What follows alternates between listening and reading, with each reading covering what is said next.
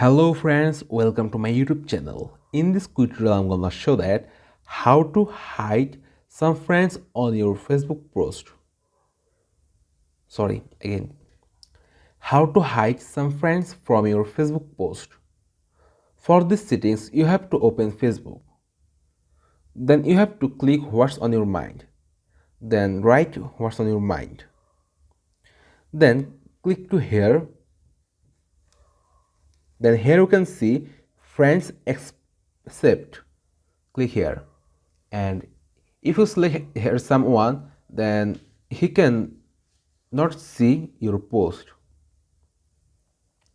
I select them, then click to done, then I post it.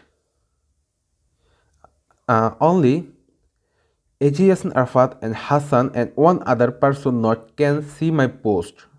If I select this, then click to done and post it. See guys, there is again audience is set to friends accept them. Then click to share. And see guys, the icon is customized. Friends, that was the video topic. If this video helpful to you, please like, comment, share and subscribe to my YouTube channel. And press the bell icon for getting the latest notification. I will come with another new exciting video. Till then, take care. Bye bye my dear friends.